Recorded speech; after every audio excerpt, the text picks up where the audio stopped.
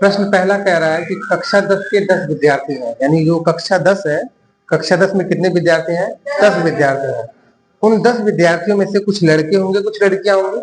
वही लड़का लड़कियों की संख्या आपको पता नहीं है और वही ज्ञात करनी है। आगे कह रहा है कि प्रतियोगी परीक्षाओं में, देखिए कितने लड़के हैं कितनी लड़कियां हैं पता नहीं है, अगर नहीं है तो उसे हम मान लेंगे। तो पहले इसमें बात किया है लड़कियों की संख्या, तो हम पहले लड़कियों की संख्या मान लेते हैं या लड़कों की संख्या, ठीक है ना।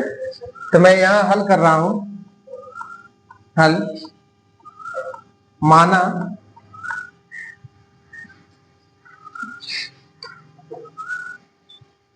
हल में माना लड़कों की संख्या बराबर यक्स है। लड़कों की संख्या कितना है? यक्स है। तथा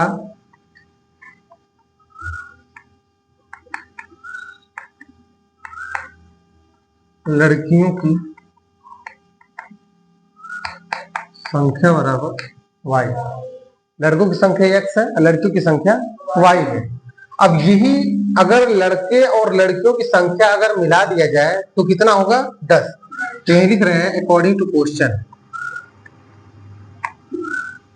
अकॉर्डिंग टू क्वेश्चन का मतलब होता है प्रश्नानुसार। क्या होता है? प्रश्नानुसार। अब देखिए इसमें कह रहा है कि कक्षा 10 में 10 विद्यार्थियों ने, कितने विद्यार्थी? 10 विद्यार्थी। इसका मतलब ये जो 10 विद्यार्थी हैं उसमें लड़के और लड़कियां दोनों हैं। इनको अगर जोड़ देंगे तो कक्षा 10 में कितने विद्यार्थी हैं? 10 विद्यार्थी हैं। ये आपका समीकरण नंबर 1 हो गया, ठीक है ना। अब दूसरा वाला अकॉर्डिंग टू क्वेश्चन देख रहे हैं। दूसरा स्टेटमेंट क्या कह रहा है यहां देखेंगे। कह रहा है कि यदि लड़कियों की संख्या लड़कों की संख्या से 4 अधिक है तो लड़कियों की संख्या कितनी है? y। तो लड़कियों की संख्या y है बराबर लड़कों की संख्या से 4 अधिक है। कहां लिखा है? तो यहां लिखा है लड़कों की संख्या से। लड़कों की संख्या कितना है? यक्स है। इनकी संख्या से कितना अधिक है? 4।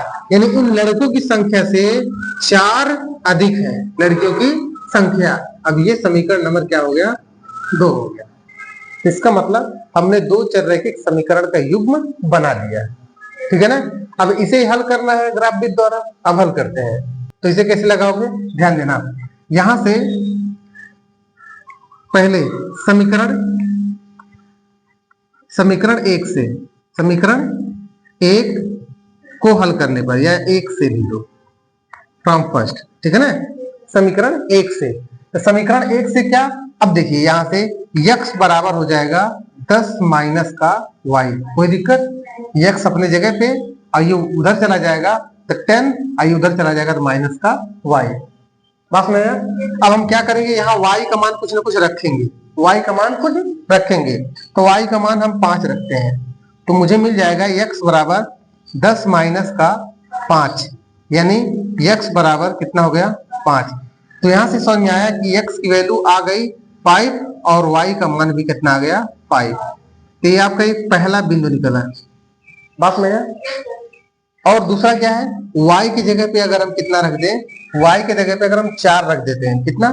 4 रख देते हैं y की जगह पे, तो ये x है, x बराबर है बराबर ये 10 है 10, ये माइनस है माइनस।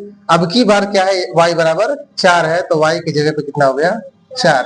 तो इसको जब आप हल करोगे तो x बराबर आ जाएगा 6, यानी x का मान 6 आया तो y का मान 4।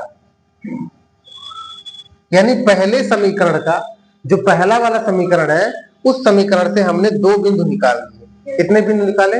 2 बिंदु निकाल लिए। बस यही काम आपको समीकरण 2 के साथ करना है। यही काम समीकरण 2 के साथ करना है। तो थोड़ा सा चाक बदल लेते हैं। अब देखिए यहां समीकरण 2 से, समीकरण 2 से, ठीक है ना। अब समीकरण 2 से अगर देखा जाए तो ये लिखा है y बराबर x प्लस का 4 लिखा है, ठीक है ना। तो ये हो जाएगा। ध्यान दे यहां हम कितना मान रखे ताकि इसी के इर्द गिर्द आवे, इसी के आसपास आवे। इसका मतलब हम x बराबर 1 रख देंगे तो मुझे 5 मिल जाएगा। तो हम यहाँ रख रहे हैं x बराबर कितना? 1 रख रहे हैं, ठीक है ना। 1 अगर x बराबर 1 रखेंगे तो मिल जाएगा y ये y है, ये बराबर है ये, और ये x की जगह हमने माना है 1, ये प्लस है, प्लस 4 है तो 4। तो मुझे मिल गया y बराबर कितना 5। तो x का मान 1 रखा है तभी y का मान 5 आया है, एक बिंदु ये मिल गया। बस में अब देखिए x बराबर, अब हम क्या रखें, x बराबर हम यहाँ अब 2 रख देते हैं, तो 2 तो अच्छा हो जाएगा। तो x बराबर हम रखते हैं यहाँ 2। जब x बराबर हम 2 रखेंगे फिर यही y लिखेंगे, y ये बराबर है तो ये बराबर, ये x के जगह पे अब की बारी कितना है 2, तो यहाँ लिखेंगे 2, ये प्लस है तो प्लस, ये 4 है तो 4। तो मुझे मिल गया क्या, y बराबर कितना मिल गया, y बराबर 6 मिल गया। तो अगर y बराबर 6 मिलता है कब, जब x बराबर 2 रखते हैं तब। ये 2 बिंदु मिल गया, कितना बिंदु, 2 बिंदु मिल गए। तो इसका मतलब ये है पहले वाले समीकरण को जब हम हल करते हैं तो हमें 2 बिंदु मिलता है, 5 5 मिलते हैं और 6 4 मिलते हैं। ध्यान रहे पहला वाला वैल्यू, पहला वाला जो मान होता है हमेशा x के बराबर होता है, और दूसरा जो होता है y, यानी x 5 है, x बराबर 5 तो y बराबर 5, x बराबर 6 y बराबर 4, x बराबर 1 y बराबर, x बराबर 2 y बराबर, ठीक है ना। अब इसी को हम एक चार्ट में बना लेते हैं, चार्ट में कर लेते हैं, थोड़ा सा और बेहतर होगा। अब देखिए अगर चार्ट में लिखे तो ये x और ये y, ठीक है, ये पहले समीकरण की बात है, पहले समीकरण की बात है, तो इसको आप अच्छी तरीके से बना लेंगे।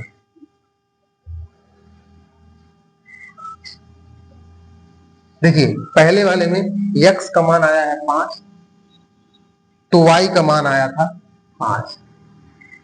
दूसरे वाले में x का मान आया था 6, तो y का मान आया था 4। ये पहले समीकरण के लिए। दूसरे समीकरण के लिए यहां बना दे रहे हैं x और ये y। इस तरीके से कोई दिक्कत नहीं होने वाली है।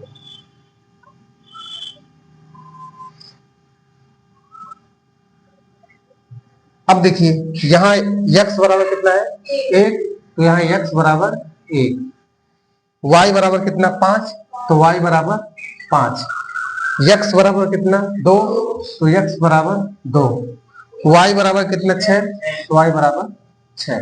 अब आप ग्राफ बनाने के लिए तैयार हैं। अब आगे देखते हैं, ठीक है ना। अब देखो यहां से थोड़ा सा निष्कर्ष ये निकलता है कि ये देखिए यहाँ 1 से लेके अधिकतम वैल्यू इसमें 6 तक गई है। इसका मतलब ये है हमें ग्राफ पर 6 तक लिखना है। 7 तक आप लिख सकते हो, 8 तक लिख सकते हो, लेकिन मुझे जरूरत पड़ेगी 6 अंकों तक। बात में इसलिए हम यहाँ अब जब भी मान रखेंगे ऐसा मान रखेंगे ताकि इन सभी से मिलता जुलता रहे, इसके आसपास ही आंसर, इसके आसपास ही आंसर आवे, ठीक है ना। अब देखिए ये है एक ग्राफ, इस ग्राफ में ये रहा x अक्ष, क्या है x अक्ष रहा, और ग्राफ में ये रहा y अक्ष, क्या है y अक्ष है। पास में अब देखिए तो लिख देंगे ये x अक्ष है तो यह भी x अक्ष है, तो दोनों x x नहीं हो सकते, एक x है तो दूसरा x डैश है। पास में अब ये है y, तो ये हो जाएगा y डैश। बात समझ आया। अब देखिए ये है इसका 0 पॉइंट, क्या है, क्या है 0 है, ओ मान लेंगे। अब यहां से ये +1 +2 +3 +4 +5 +6, बात में तो ये 1 2 3 4 5 6, हमने तो 6 तक इसलिए लिखा क्योंकि हमें 6 तक जरूरत है। अगर इसमें और कुछ मान आया होता तो हम और आगे लिखते हैं। बस में आया आगे, ये हो जाएगा 1, ये 2, ये 3, ये 4, ये 5 और ये 6, यानी यहाँ 1 2 3 4 5 6। अब इधर की वैल्यू माइनस होती है, आप जानते हैं, -1 -2 -3 -4 -5 -6। तो देखो -1 -2 -3 -4 -5 -6। बात समझ में आ रही है? आगे तो ये है -1 -2 -3 -4 -5 -6। तो आप लिख सकते हैं -1 -2 -3 -4 -5 -6। बस में तो इस तरीके से आप एक ग्राफ बना लोगे। ध्यान रहे इस साइड की वैल्यू जो होती है वो प्लस होती है, इस ऊपर की वैल्यू प्लस होती है, इस साइड की वैल्यू नेगेटिव होती है और नीचे की वैल्यू भी नेगेटिव होती है, ऋणात्मक होता है। बस में अब देखिए आपने पहले समीकरण से जो बिंदु आपने प्राप्त किया है वही आपको इस पे प्लॉट करना है, दिखाना है। ठीक है, देखिए पहले x पे कितना है 5, यानी यहाँ एक आदमी एक यहाँ खड़ा है और वो सबसे पहले चलेगा x पे। तो x पे चल रहा है यहाँ से 1 2 3 4 5, वो यहाँ पहुंच गया। अब यहाँ से वो जाएगा आगे y पे 6 जाएगा, तो यानी से यहाँ 1 कितना जाएगा 5 जाएगा। तो यहाँ से 1 2 3 4 5, ये 5 इसके सिधाई में यहाँ आ रहा है। ठीक है ना, ये अब ऐसे आप लोग कर लोगे ऐसे। पास में यानी यहां से चलता गया 5 इधर और ऊपर कहां पे चला 5 तक, यानी उसको एक पॉइंट मिल गया यहाँ। मिला कि नहीं मिला? तो इस पॉइंट का नाम हम ऐसे बगल में लिख देंगे, ये 5,5 मिला है। कोई दिक्कत? ये 5 5 चला है। आगे चलते हैं तो मुझे 6 4 देखना है। आगे यहां से जाएगा, आगे 6 कदम जाएगा, यानी ये x है, x है तो x 6 जाएगा। 1 2 3 4 5 6 यहां चला और इसके बाद y पे चलेगा 4, तो यानी y पे चलेगा 4 4 ये है, तो यानी ये ऐसे मैं बना दूंगा ऐसे, और ये इस पे ऐसे, तो यानी ये जो पॉइंट आपको दिख रहा है क्या है, कितना है 6 4, तो लिख देंगे ये जो है 6 और 4 है। किसी कोई दिक्कत नहीं? ठीक है ना। अब ये जो रेखा है बन के दोनों ये इनको मिला देंगे, ऐसे जब मिला देंगे इनको ऐसे, ठीक है ना, ये मिल गया, कोई दिक्कत नहीं। आगे चलते हैं अब दूसरे, यानी ये जो रेखा बन के तैयार हुआ है ये पहले वाले समीकरण का है। तो पहला समीकरण क्या था, x प्लस वाई बराबर 10, यानी इसको लिख सकते हैं ये x प्लस वाई बराबर क्या है 10। बात में आया? दूसरा ये है कि x 1, यानी x यहां से 1 और y चलना है 5, तो y चलना है 5, यानी ये हो गया। ठीक है ना। बात में आया? अब देखिए यानी ये, तो इसको हम लिख सकते हैं कि ये 1 कामा कितना है 5 है, कोई दिक्कत नहीं। दूसरा वाला है 2 6 है, क्या है 2 6 है, तो 2 क्या है x की वैल्यू है, तो यहां से ये 2 इधर हो गया।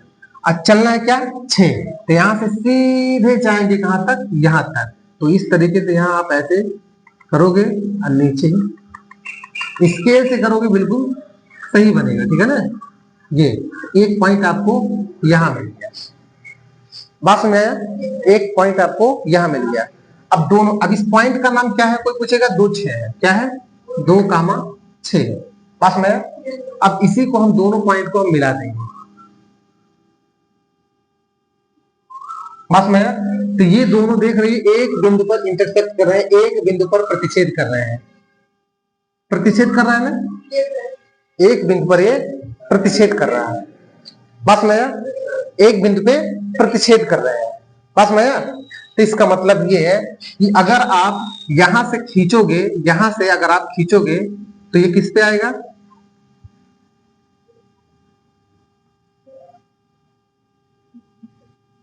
तीन पे आ रहा है। किस पे आ रहा है, 3 पे। और इस पे किस पे आ रहा है, यहां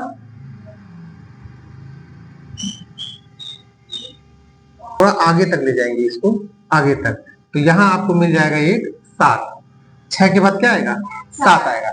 अब ध्यान देना, आपका ये ग्राफ यहां से ये जो बिंदु है, ध्यान देना यही हल है। यहां से देखिए ये बिल्कुल यहां से आ रहा है, ये 3 पे आ रहा है, यानी x का मान कितना हो गया 3। हल करने पर कितना हुआ, x का मान आया 3, और ये y पे कितना जा रहा है 7, तो यानी यहां से मिल गया y बराबर कितना 7। ठीक है ना।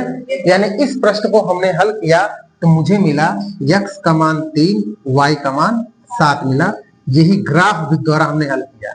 हमने किससे हल किया है? ग्राफ से हल किया है, और आंसर मुझे कितना 3 और 7 मिल गया। ठीक है ना। चलिए नोट कीजिए, फिर दूसरा सवाल बताते हैं।